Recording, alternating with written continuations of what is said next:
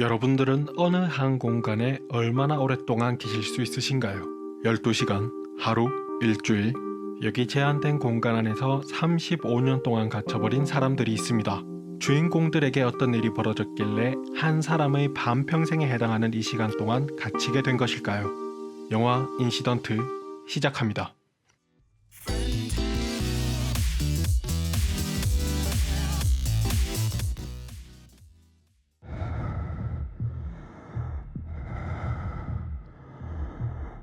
여기 다소 허술해 보이는 한 형제를 형사 마르코가 이유는 드러내지 않고 총을 든 채 추궁하고 있습니다.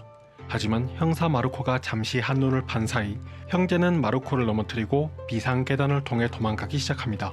마르코는 비상계단으로 도망가는 그들을 잡기 위해 형인 카를로스의 다리에 총을 쏩니다. 총을 쏜 형사는 자신의 행동이 이해가 가지 않는 듯이 총을 떨어뜨리는데 그 순간 위에서 엄청나게 큰 폭발음이 들립니다. 일단 그들은 카를로스의 상태 악화와 건물의 폭발음의 원인을 피하기 위해 건물에서 나가려고 하는데 각 층마다 나가는 문의 문고리가 하나도 없습니다. 1층부터 9층까지 이어져 있는 비상계단, 그 어느 층의 문에도 문고리는 없고 문은 커다란 벽마냥 꿈쩍도 하지 않습니다. 더 이상한 것은 1층이 마지막 층인 건물에서 1층 아래로 향하는 계단이 있는데 1층에서 내려가면 9층으로 이어지고 9층에서 위로 가면 1층이 나오는 것입니다. 즉 창문도 없는 비상계단에서 그들은 갇히게 된 것입니다.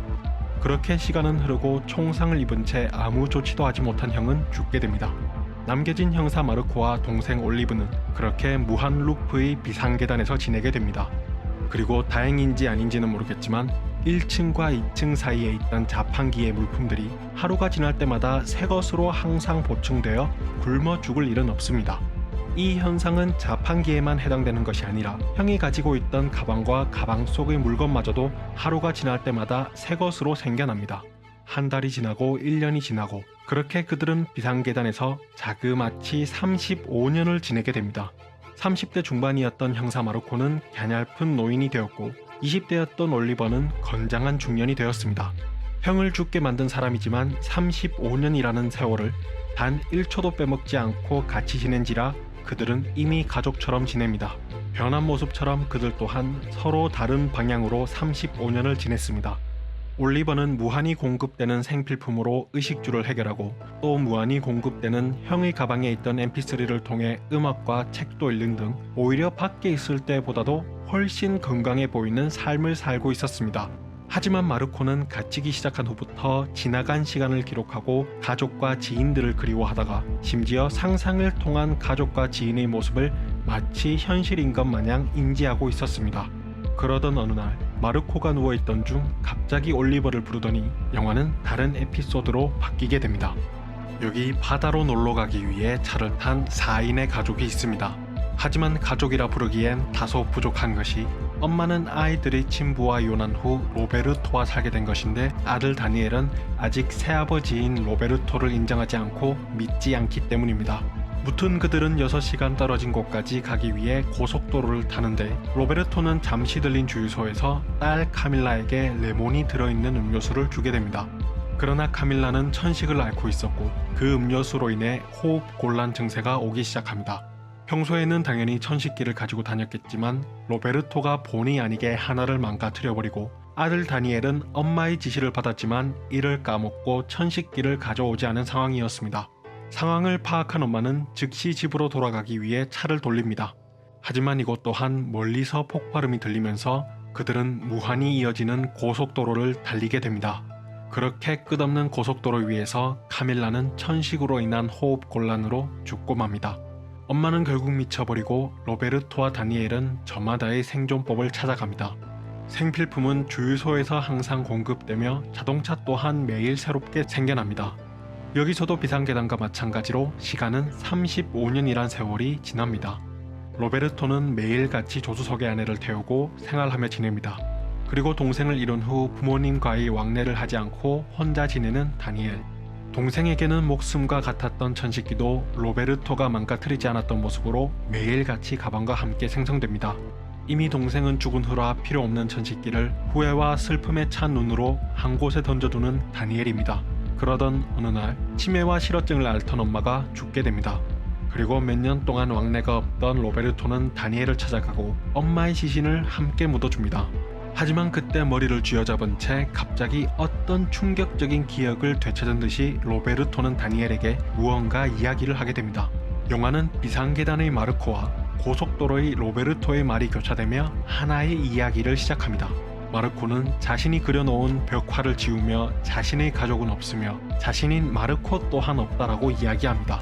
그리고 35년을 갇혀 살아왔다 생각했는데 그 삶은 존재하지도 않았다라고 이해할 수 없는 말을 올리버에게 이야기합니다. 그러더니 마르코는 올리버에게 나는 마르코가 아니라 다니엘이다라고 이야기합니다. 맞습니다.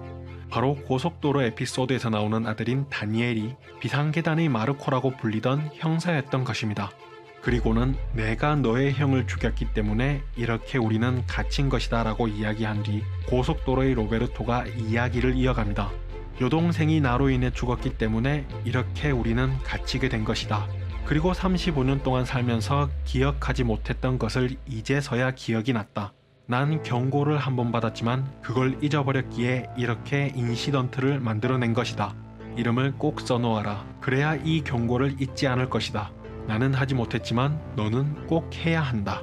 그리고는 마지막으로 다니엘에게 경찰차를 타면 너는 다 잊게 될 것이다. 그리고 사실 내 이름은 로베르토가 아닌 루벤이다. 마지막으로 영화 장면은 비상계단의 다니엘로 바뀌고 결정적인 말을 합니다. 우린 현실의 그림자와 같은 것이다. 진짜 너와 진짜 나는 다른 데서 살고 있다. 거기가 진짜 세상이다. 진짜는 그곳에 살고 있지만 우린 이 영원한 지옥에 갇혔던 것이다. 우린 현실의 우리를 위해 에너지를 만든다. 진짜 세상은 그렇게 돌아간다. 물리적 운동만 중요한 게 아니라 감정도 똑같이 중요하다. 인시던트엔 인간의 희생이 늘 따른다. 그리고 젊은이는 갇힌 35년을 긍정적으로 받아들이고 살아가기 때문에 현실의 존재에게 좋은 에너지를 주지만 노인들은 과거에 집착하게 되고 그로 인해 진짜 세상의 존재에게 좋은 에너지를 주지 못한다. 그렇기 때문에 젊은이들이 노인들보다 행복할 수 있는 것이다. 그러고는 고속도로의 로베르토는 다니엘에게 경찰차를 타지 말라 말하고 죽음을 맞이하고 비상계단의 다니엘은 올리버에게 엘리베이터를 타지 말라 말하며 죽음을 맞이합니다. 하지만 두 공간의 젊은이들은 노인의 말을 귀담아 듣지 않고 갑자기 생겨난 경찰차와 엘리베이터를 타고 35년간 갇혀있던 곳을 한 번에 빠져나오게 됩니다. 그렇게 경찰차를 탄 다니엘은 마치 35년의 기억을 잊은 듯이 머리를 자르며 자연스럽게 형사가 되고 경찰차의 목적지는 카를로스 올리버 형제의 집을 가리키고 있습니다. 그리고 올리버는 엘리베이터를 타자마자 역시 기억을 잊은 듯이 유니폼을 입으면서 엘리베이터 승무원이 됩니다. 그러더니 곧 그곳에 탑승한 신혼부부와 함께 호텔 복도에 내리게 되는데 이제 막 결혼한 신랑이 올리버의 품속에서 나온 벌에 쏘이게 되고 새 신랑은 벌 알레르기 때문에 급사합니다. 그러더니 비상계단과 고속도로와 같이 큰 폭발음과 함께 호텔 복도에 갇히게 되는 올리버와 신부를 보여주며 영화는 마무리됩니다.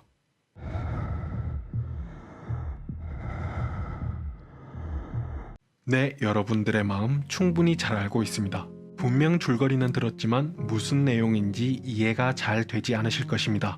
보시다시피 줄거리가 매우 짧은데 이는 영화가 매우 긴 호흡을 가지고 주인공들이 갇혀 지내던 35년이란 세월을 간접적으로 느끼게 해주려는 의도 같습니다. 그렇기 때문에 이런 철학적인 영화는 직접 보면서 느끼고 이해하는 게 가장 재밌고 마지막 결말의 반전을 가장 재밌게 느끼실 수 있습니다. 그렇기에 직접 한번 보시길 추천드리면서 다시 감상평과 제가 생각해본 영화 해설로 이어가겠습니다. 보통 이런 기현상을 통해 밀실 공간에 갇히게 되는 영화들은 결말 부분에서 진실이 밝혀지면서 관객들에게 반전을 던져주며 놀라움을 선사합니다. 그런데 이 영화는 분명히 주인공들이 진실을 말해줌에도 불구하고 워낙 두루뭉실한 내용이라 쉽게 이해가 되지 않습니다. 거기에다가 비상계단의 올리버는 35년의 시간이 지나서 탈출하자마자 바로 호텔 복도에 갇히게 되니 보는 관객들로 하여금 혼란에 빠뜨리고 무성한 추측만이 난무하게 만듭니다. 일단 영화 겉으로 드러나는 시간적 순서는 고속도로의 35년이 지나고 다니엘이 경찰이 되어 카를로스 형제를 만나게 되면서 또 다른 35년이 시작되는 순서입니다. 그리고 줄거리에서 말씀드리진 않았지만 로베르토 또한 어린 시절 35년간의 인시던트가 있었습니다.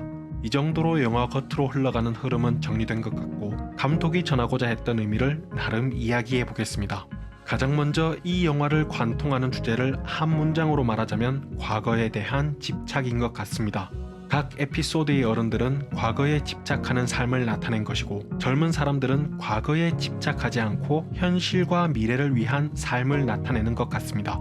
사실 이 영화에서 갇힌 진짜 사람은 없습니다.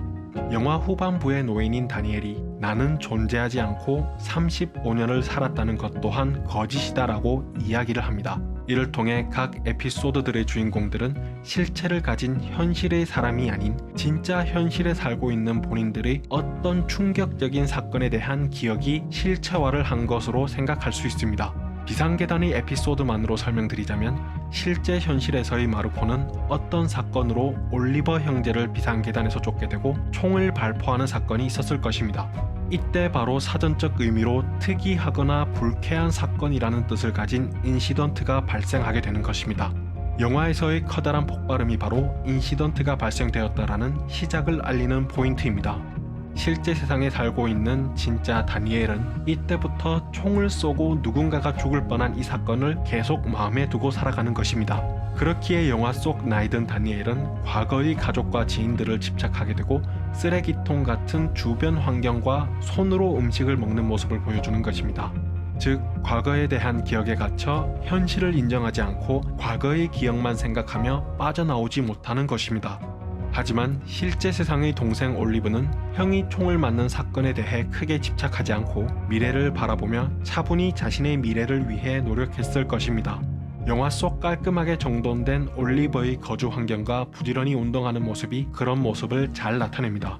즉, 같은 사건을 겪었지만 노인들은 그 사건에 머무르고 집착하고 자책함으로써 자신을 지옥 속에 가둬두고 젊은이들은 같은 사건일지라도 과거에 머무르지 않고 집착하지 않으며 현실과 미래를 위해 살아가려 한다는 것을 보여주는 것입니다. 그리고 영화 마지막 노인들은 자신들의 원래 이름을 까먹고 새로운 이름으로 자신을 기억하고 있었다는 것을 보여줍니다. 그러다가 죽기 직전 자신의 진짜 이름을 기억해내고 젊은이에게 자신의 진짜 이름을 꼭 기억하라는 조언을 하며 생을 마감합니다. 이는 단순히 이름이 아닌 젊었을 때 과거에 머무르지 않고 미래지향적인 미래를 꿈꾸던 그 마음을 잃지 말라고 젊은이들에게 조언하는 모습을 이름으로 표현한 것으로 보입니다. 하지만 젊은이들은 그런 노인의 조언을 잊어버리고 자신들 또한 나이가 들어감에 따라 젊었을 때의 자신은 사라지고 과거 자신들에게 조언해주던 노인들과 같이 과거에 집착하는 사람이 되어버리는 것을 보여주는 것입니다. 정말 길게 이야기했지만 감독은 젊을수록 대체적으로 과거에 집착하지 않는다. 나이가 들수록 과거에 집착한다라는 관찰을 통해 젊었을 때는 과거에 집착하지 않고 미래를 바라보며 살다가 나이가 들므로써 그때의 마음을 잃고 과거에 집착함으로써 불행해지는 삶을 살지 말자라는 한 줄의 주제로 이 영화를 만든 것 같습니다. 지금까지 상당히 철학적이고 많은 생각을 하게 만드는 영화 인시던트였습니다. 여러분들의 구독, 좋아요, 댓글은 정말로 큰 힘이 되고 있으니 한 번씩 부탁드리겠습니다. 그럼 오늘은 여기까지. 뿅.